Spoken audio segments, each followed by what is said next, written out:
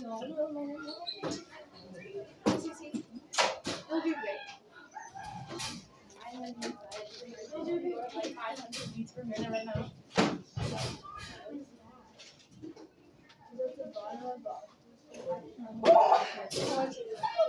I'm gonna die. Just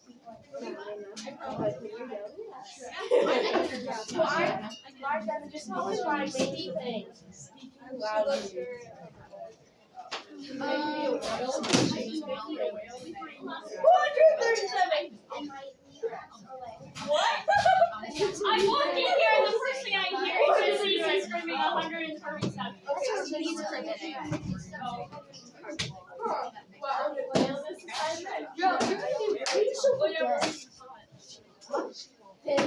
Oh yeah, I forgot. Oh, give it. Wait. What? Are you fans going to the dance? Cece, you're gonna play like what's happening? No, you don't need to. Oh, that thing. Yeah. Oh, we made it. I am this semester. I'm not gonna do it next semester. I have. Yeah, you have What? That hurts. Okay, how incredibly upset would you be if we pushed it back till tomorrow? I would be thrilled. She doesn't want to present. She's a little heartbroken. You are amazing. I worked till like If it wasn't me, but I'll take it. I'll take it. Surprise. How are you, buddy? Mentally no, physically yes. Okay. I'll give you one. Anything I need to help? That's crazy. If you give me one, that'll make it $3, you will now. What is this? Did Carson get 107 on his report? Yeah. Oh, yeah, probably. Did anyone try it? She's Carson Feedor. Alright, guys, stay in your seats. I hit the gritty. Because I have to fix it again.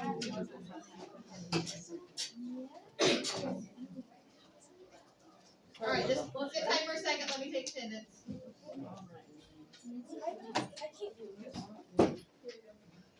No,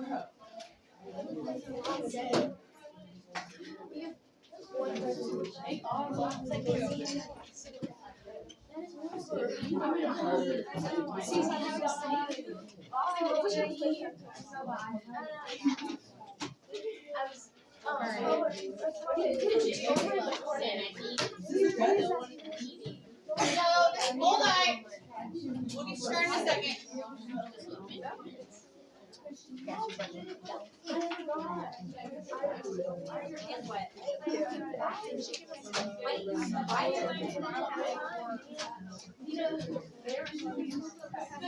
Does it absolutely require a partner at all? Is it something they can do by themselves if they need to? The first part, yeah. I don't know if we even get to the second part with the second. Okay. You like this one more than you needed. Oh, hi. Thank you.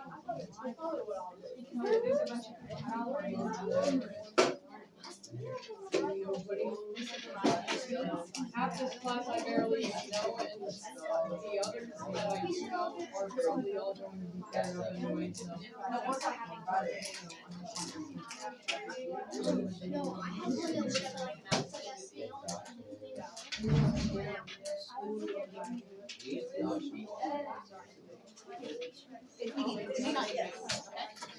These are the only 4 people that I can actually work with and help feel comfortable because I actually know.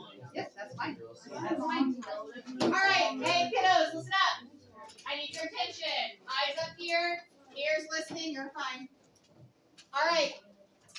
Miss Young is going to be teaching a lesson today for you guys. So I need you to be as respectful, or even more respectful than you are with me. So I want you guys to be like the chit-chatting and stuff like that today. We need to keep it a minimum, okay? Why is this guy looking at me, bro? Well, because we know I'm- how you can be. I'm Okay, respectful. you're respectful, you talk a lot though. Which is fun. I know, so just keep it down. You're a fun guy. Keep it down. Alright. Shh, listen to directions, please. All right, so today we're going to be talking about character and narrator point of view. So if you look at the outline that I gave you, you can see at the top there are two I can statements, which are by the end of the lesson, you should be able to identify characters and narrators' points of view and recognize how authors develop points of view. All right? You guys have been talking about the monkey's paw, right? Now that's a book, that's a story that includes a lot of subtext, right? It doesn't just tell you everything up front. Yeah. So we're going to talk about one layer of that, which is how the characters are seeing the world around them.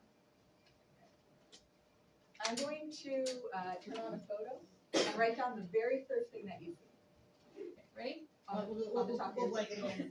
Yeah, flip them, because it's kind of hard to see.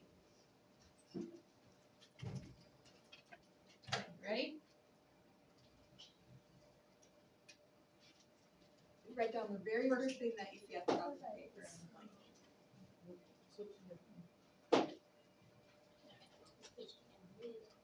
What? Write down the very first thing that you see on the photo.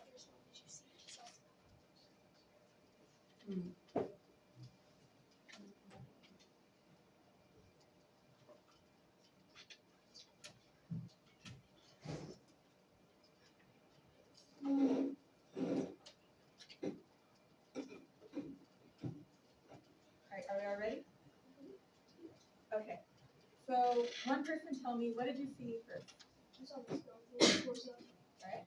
What did you see? Mickey Mouse. Well, I saw that thing in the middle. I don't know what it is. It kind of looks like a cookie, but I didn't know what it was. Oh, so that thing? yeah. So I put the second thing, which was the skeleton. And what did you see? Saw the bubble blower, like the red bubble blower. Oh, yeah. Yeah. Alright. So good job, all of you guys. You might notice that those were pretty much different, right? And that is because everybody focuses on different things. Okay. And that is because we all have different points of view, which if you're looking at the outline, you might want to start filling it out. So the point of view is the outlook on characters, events, and the world.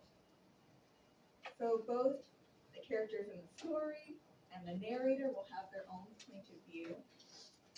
And this will change how they see things, what they focus on, their motivations, their attitudes.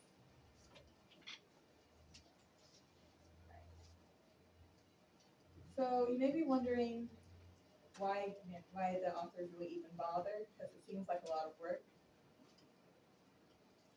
All the people in the world are different. If you haven't noticed, we aren't just all the one same person. And we want the characters in our fiction to reflect that, because that makes them more interesting. Right?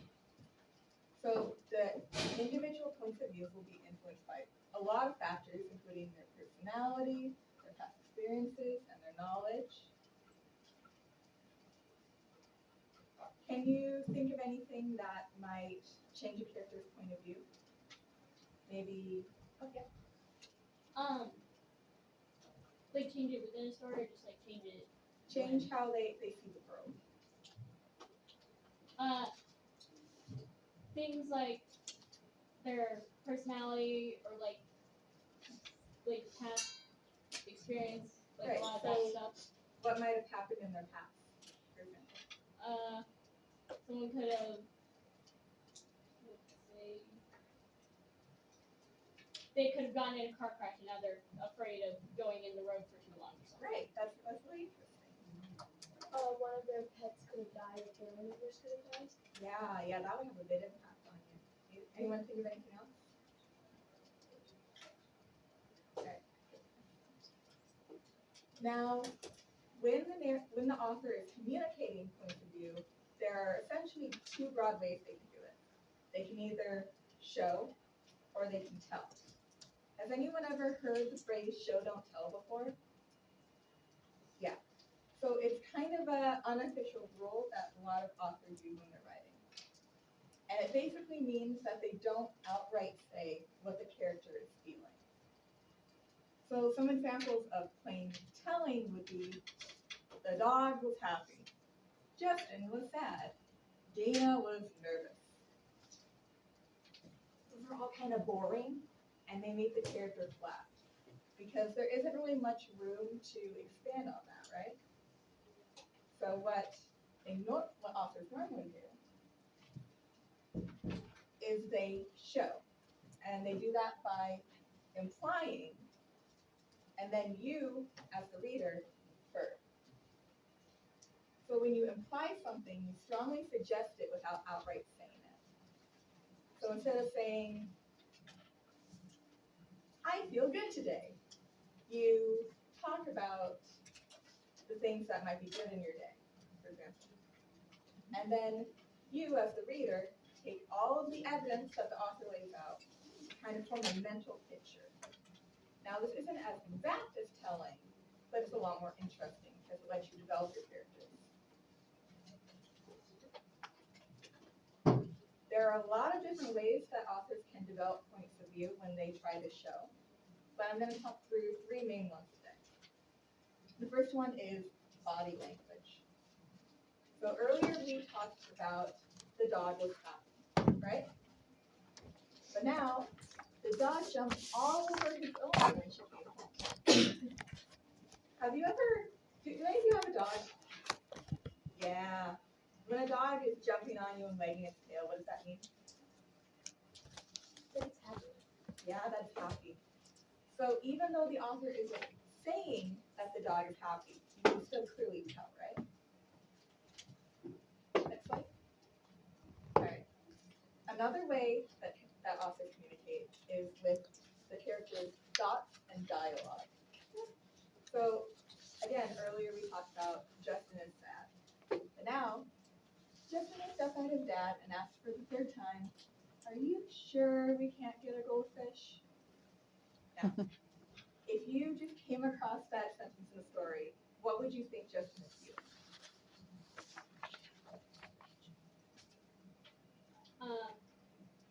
Probably sad because you can't get goldfish.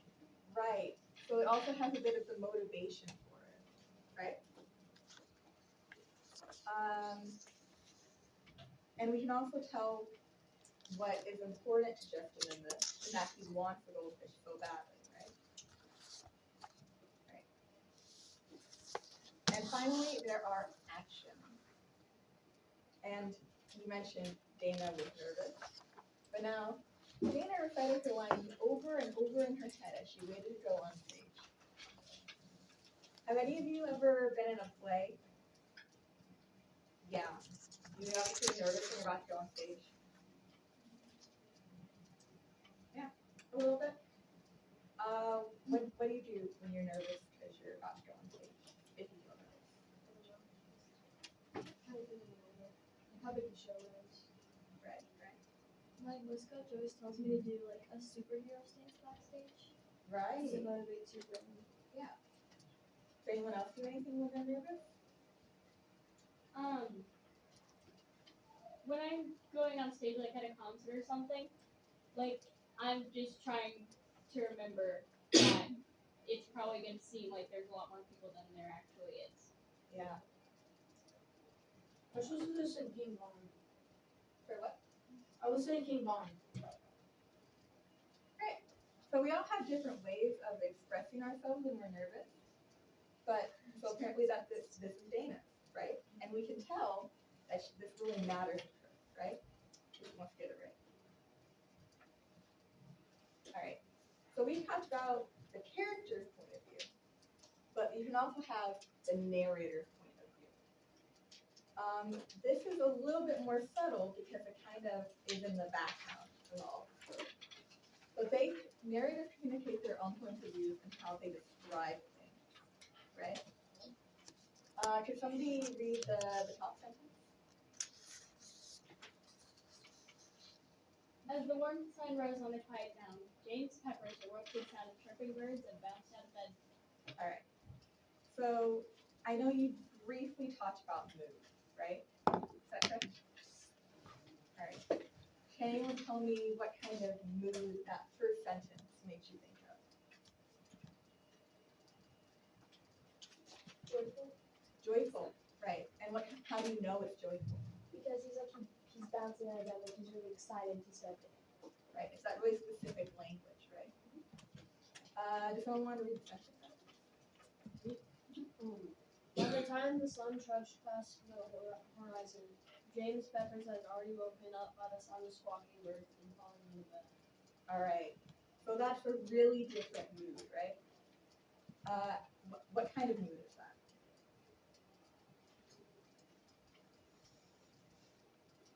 What kind of emotions are we feeling? If I was him, I'd be annoyed because I would have gotten waken up by birds and I would have fallen on my bed. Yeah, so it's a lot more of a pessimistic mood. All right, and these are essentially describing the same action, but because of the narrator's point of view and the mood that they're setting, it comes off really differently, right? Okay. So now we're going to tie this all back to the monkey's paw with some examples. All right. I picked out some passages, and I've color-coded the different characters so it's easy to see, tell apart what they're doing.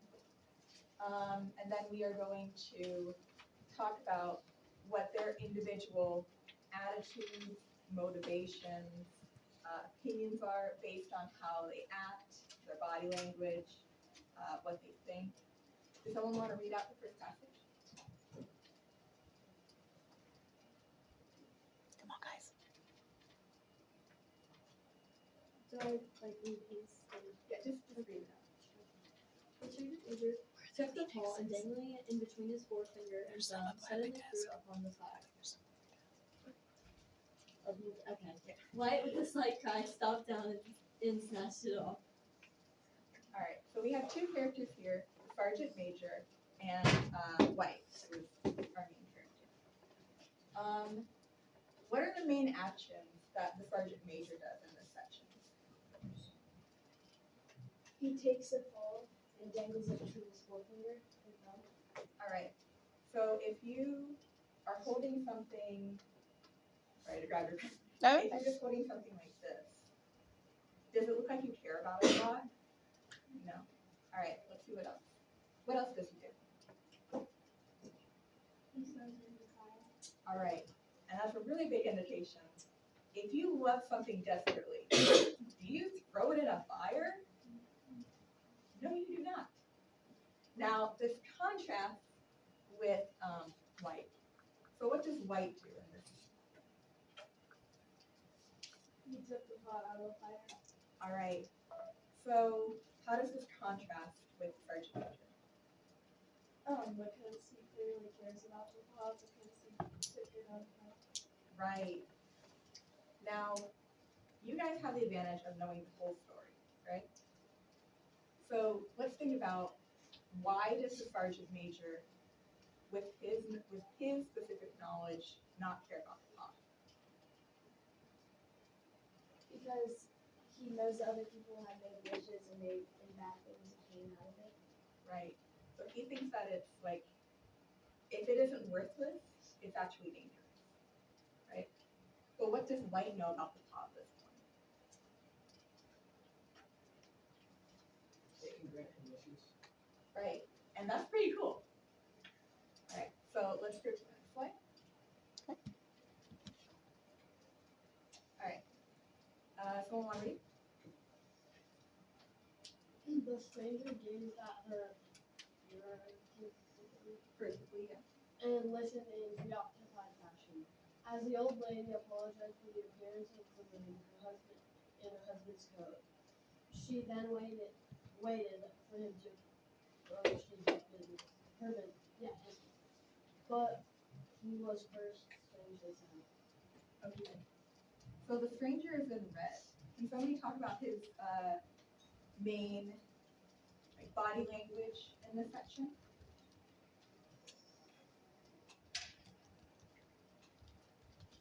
We haven't had much from over here. Does anyone want to jump?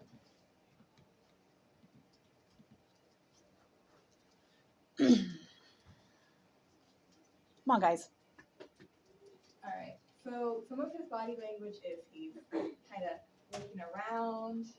He's listening in a preoccupied fashion. Does anyone know what that means? It's like he's already it's like he's thinking about something else, so he's not really paying attention to what they're doing. Yeah. So if we were having a conversation and you were just kind of going like that, does it look like you really are focusing on what I'm saying? No, because it's not that important to you, right? And so another action he has is he was strangely silent. So what does that imply?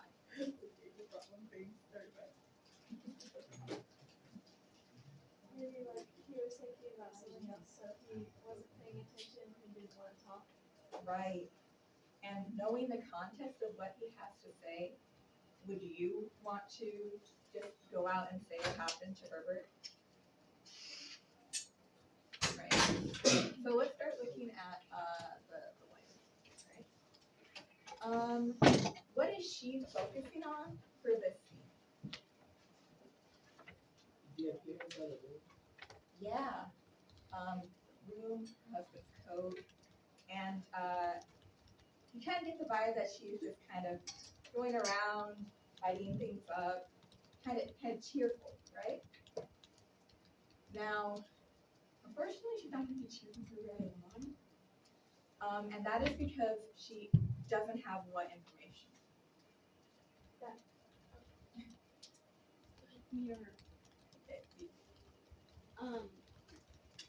She doesn't know that her kid's dead. Right. So that's a really important contrast between these two characters, right? Do you think she would be behaving this way if she did know? Right. Here's the next slide. All right. Sorry that this one was a little bit smaller. Does somebody want to read? Yes. Even his wife's face seemed to change as he entered the room. It was white and expectant, and his fears seemed to have no natural look upon it. He was afraid of her. Wish, she cried in a strong voice. It was foolish and wicked, he faltered. Wish, repeated his wife. He raised his hand. I wish my son alive again. Okay. So there is a huge contrast between the points of view of these characters in this section, right? And the author is also doing something really interesting with this first read section. So he is describing the physical characteristics of the wife and her actions, but he's doing it within the frame of the husband's point of view, right? So what does this first read section tell you about the wife right now? She's desperate. She's desperate. What makes you feel like she's desperate? She's like yelling at him. Yeah. So if you're calm, like I am right now, you're kind of talking in a normal voice right now. But if I was really worried about something, and maybe I was telling you there was danger around, I would go, wait, no, and yell. So it's something important to her. How is she looking right now? Scared? Yeah. The husband's afraid. Right. So how can we tell, besides the author saying he was afraid of her, how can we tell that he is? How does he describe her in his mind? What's his name? Right. And then he also, his wife's face seemed to change. Yeah. If you know somebody for a long time and they're acting erratically, that's kind of scary, right? And now we're gonna. Oh, by the way, this section, he was afraid of her. Is that showing or telling? Yeah, it's telling. So this isn't a hard and fast rule. Maybe the author wanted to make it really, really clear. In general, though, it's kind of more interesting if we have stuff like this. Because out of the two of these, this one goes way more in depth, and it tells you a lot more about the personality of the character than he was afraid of. Right? So let's go to this section, where it kind of compares how they feel about the wish, right? How does the wife feel? She feels like she needs it to happen because she wants her son back. Right. Like it's very needed. Has to happen. Yeah. So from her point of view, this is a good thing.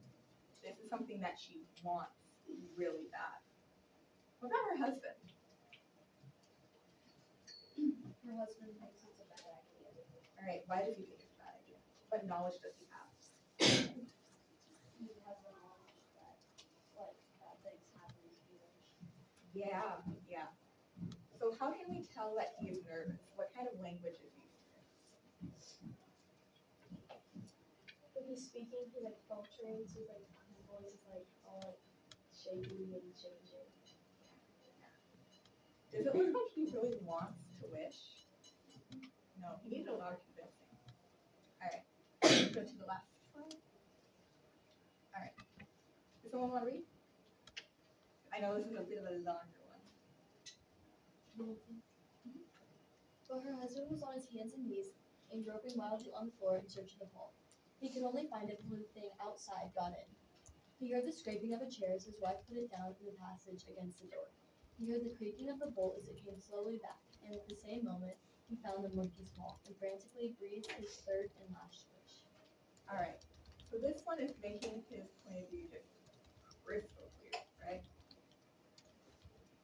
Now, what kind of actions show the husband point of view in the first part section? That he was trying very hard to find the monkey's paw because he really needed to like do another wish. This isn't something he's just casually like flipping around. I'll find it eventually. He needs to get it done. In contrast, what is the wife doing? She's trying to open the window on his door. Right, and why is she doing that? Right. Now, in this section, it's really framed from what the husband is observing. The orange section. He heard the scraping. He heard the creaking. And what does it imply that he is focusing on those sounds? Because then he knows how close she is to opening the front door. Right, so that's something that's really important to him at this moment too, right? Miss Alright. Franklin, I really need to use the bathroom. All right, and what about this line? Frantically breathed his third and last wish. What does that tell you guys? That this wish needs to happen before she opens the front door, so he's doing it very quickly. Right. Even though they have, the husband and wife at this point have different goals, everything is happening fast because with their two opinions are both really important to them. All right. So now that we've looked at a bunch of examples on how the author implies certain stuff about the characters, their motivations, their attitudes, their opinions, how they're feeling, all of that, we're gonna do a little activity where we do the same thing. All right, on the next slide. Sorry, I know I caught you in the middle. Nope, you're fine. All right, so on your paper, the last section, write down a character and something that they can do. All right. Just take a second to do that. This can be Something that they did in the story. this is all in your mind. So you can pick like Harry Potter. Make up a character. Just a verb. Something you can do. Kind of like what we did for our poems, guys. Any character and any action.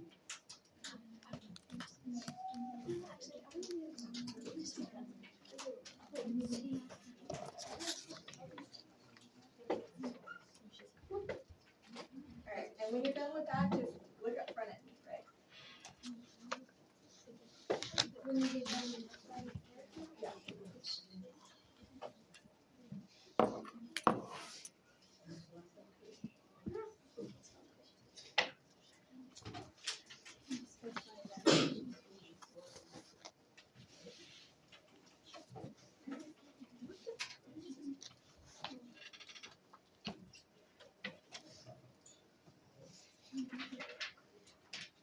everybody still working?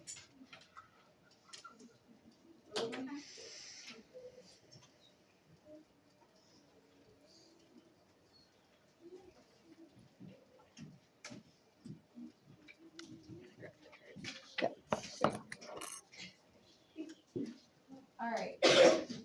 So I'm going to describe the next few things that we're going to be doing before we actually do it, all right?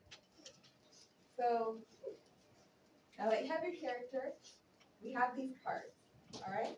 And they all have different feelings on them. Like, I could be feeling relieved, or I could be feeling frustrated, all right? When I tell you to, you're going to each pick a card, and you're going to look at what it says on it, but you're not going to let anybody else know what your card says, all right? Okay? And when you get back to your desk, you're going to take your character that you picked, and you're going to write 3 or 4 sentences about them performing the action that that you mentioned on your paper, right? You can expand on it a little bit if you need to, just to get the right amount of sentences. The thing is, they are deeply feeling your emotion as they're doing this action, all right? And you are going to try to communicate that using 2 of the 3 methods of how authors develop emotion, or how authors develop a point of view that we talked about today. What were the 3 ways that we talked about?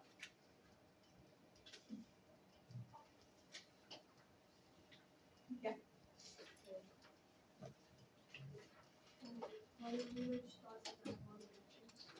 Right. So at least 2, but if you want to go for it, you can try doing all 3. I'm not going to stop you. And what you do need to avoid is, say you get the happy card, you cannot use the word happy, and you can't say other words like excited or anything. You need to imply how the person is feeling. All right. Now, and remember to put your name on the card, just so that we can figure out who's who's there. All right. I'm going to put them. Oh great, I probably missed something, didn't I? We'll get you caught up. I'll just do a quick recap. I'll give you the bullet points of what we're gonna do. Right. Write down a character and an action on your paper, and then you're going to pick a card with an emotion on it, and then you're going to write 3 or 4 sentences on the back about that character performing the action while feeling that emotion. And you are going to only imply it with the character's body language, thoughts for dialogue, and action. Try to pick 2. All right? Yeah. Are they like flowing together? Or are they like separate sentences with the same action? The separate sentences. What if we get like happy or something when it's supposed to be a sad moment? How does that? Then it's a happy moment for the character. Like, maybe your character is going to a funeral. Wouldn't it say a lot about them that they've been around and everything? That would kind of show the point of view, right? Exactly. I'm going to put the cards here. Wait, can we just put an action that they're doing? Right? You can make them up on your Harry Potter. You can make up the character on the spot. I got you guys. You can, bro, I already got you. Puncher.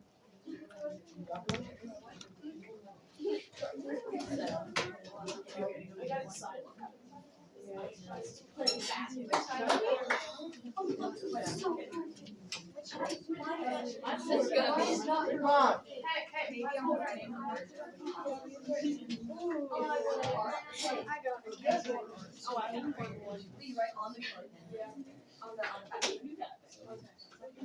Write your sentences on the blank side.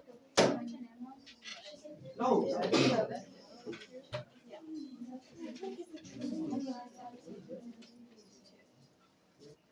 Oh, that's gonna be really hard. Well, that's gonna be so impossibly hard. Well, get back to me. Get back to me, not part. But When you're done, put down your pencil, alright?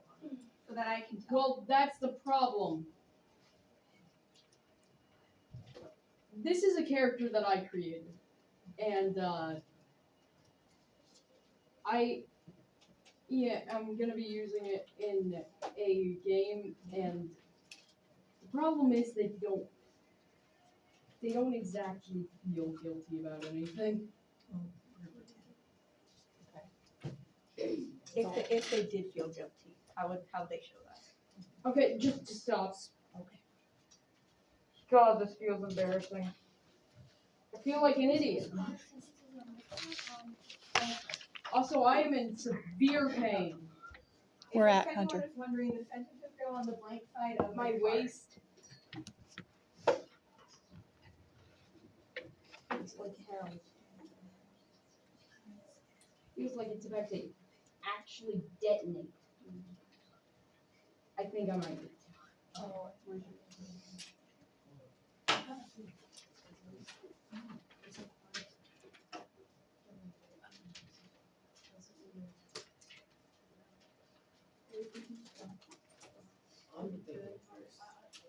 Write them on the back side of the card. Oh. Write them on the back side of the card.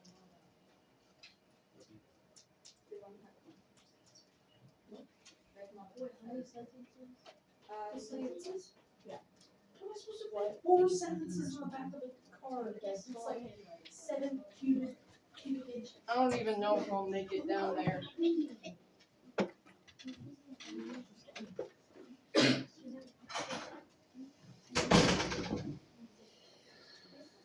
Everything down here?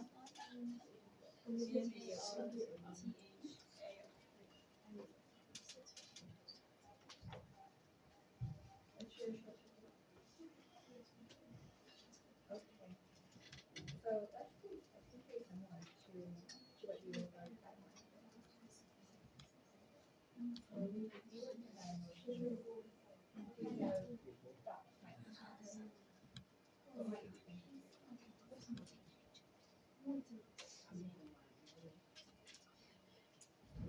Alright, so with Wilson. Maybe like that.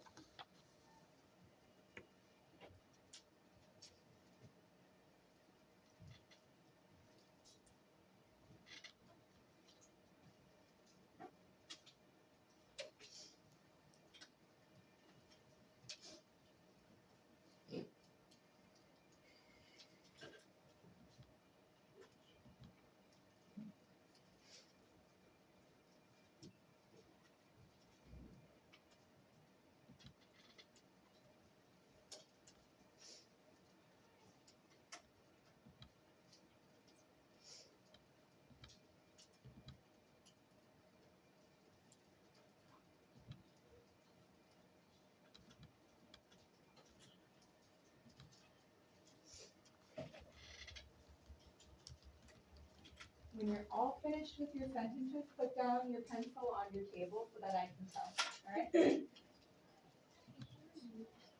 Yeah, and remember to put your name somewhere on the card so that we can figure out things with who's later. This isn't for a grade or anything, it's just participation.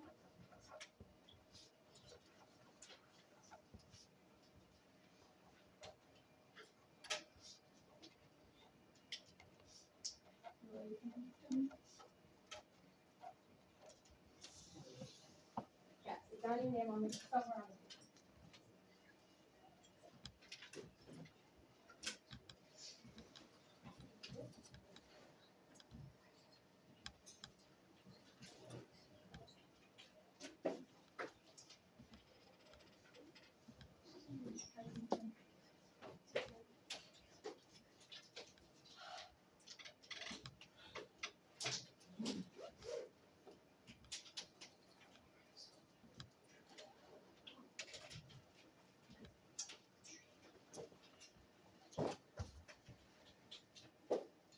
we're gonna go for one more minute and then we're gonna go to the next section of the activity, okay?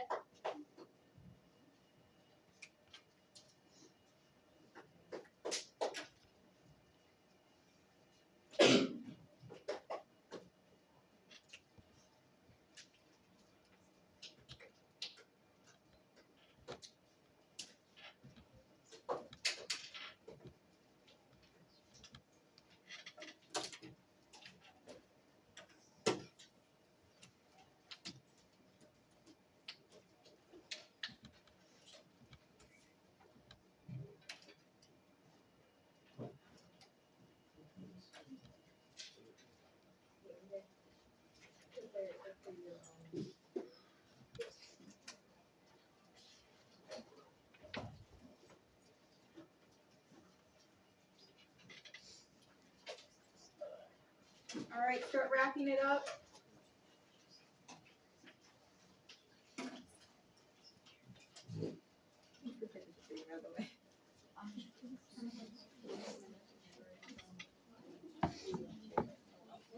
You two, you guys did a good job.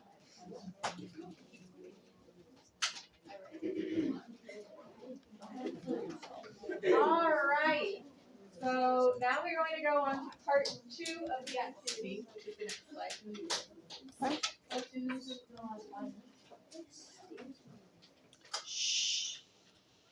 Okay. So I'm going to break you up into groups of about 4 or 5, and you're all going to go in a circle and take turns reading your own little story that you wrote, basically. And then everyone in the table is going to guess or infer what feeling your character has. All right? And then once person 1 has read and everyone has guessed, they're going to reveal what the actual emotion they were going for is. And then we're going to go to person number 2. In a circle. All right? Any questions? Okay, I'm going to count off. 1, 2, 3, 4, 5. 1, 2, 3, 4, 5. 1, 2, 3, 4, 5. 1, 2, 3, 4, 5. 1, 2, 3. All right. Don't move until I tell you. Ones are going to fit at this table. 2 are going to fit at this table. 3, 4, and 5. All right, so we have 1, 2, 3, 4, 5. And let's go. Gotta take your story with you, Paige. You have to have your stories with you. Make sure you bring your card with you. Your card. She has her cards. Oh, okay. It's rolled up. I couldn't see it.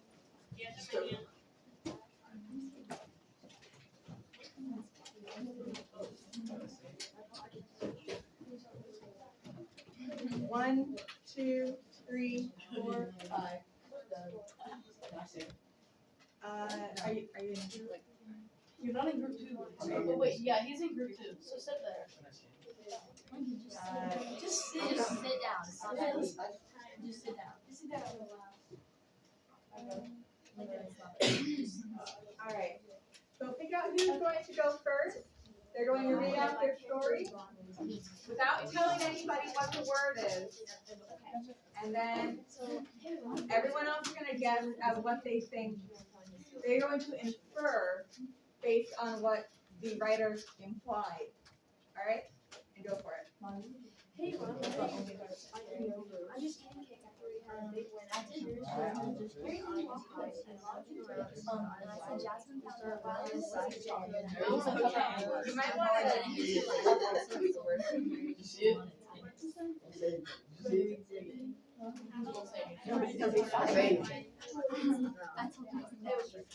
Harry Potter is literally over Okay. He was looking around with eyes wide. So I was running fast as I could towards the museum with the sign that said new exhibit. I guess it's kosher dough. So it's not made out that way. Minnie Mouse ran hurriedly, looking back with a wide-eyed expression. Footsteps following, but Minnie still remained. I heard the rails heartbreak until she was safe. Yeah. You're close. It's pretty much here, but it's really close.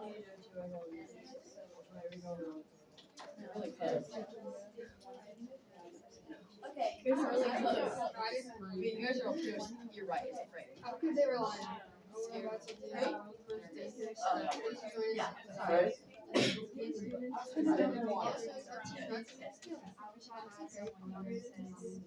open a novel, it's probably way too much.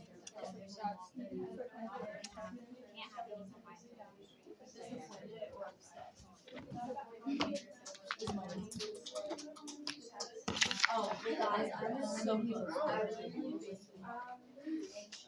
I Spice wanted to play baseball all day. She finally got home. She got her basketball and got ready. She got to the court. She had green on.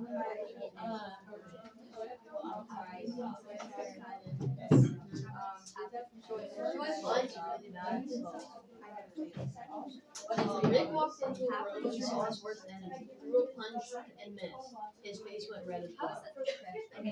You want to see what? Because I know what he said.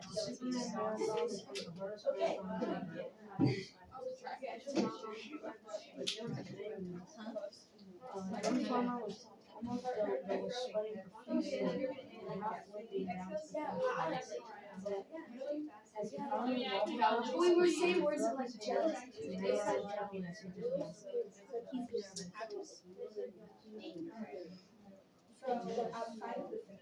Yeah. Really? Let's go.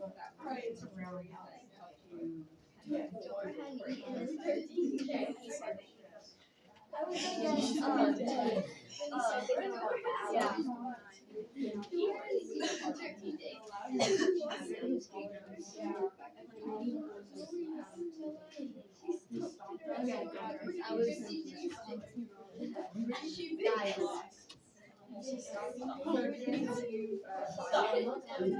I said no. Stop. Don't talk to me.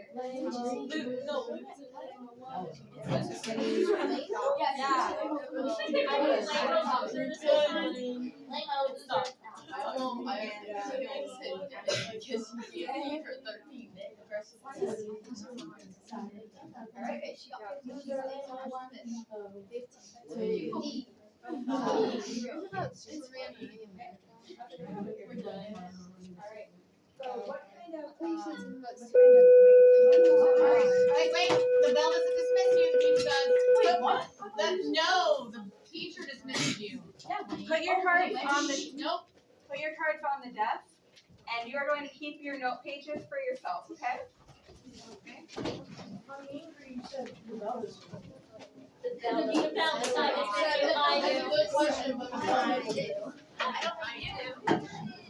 It's a joke, Olivia. It's a joke I obviously understood. Yeah, totally. You understood it so perfectly. I understood it so perfectly. I was making it happen. Exactly. Like, come on. That's amazing. Like, come on. It's only me. I'm the only one. Yeah, fine. You're the only one that understands.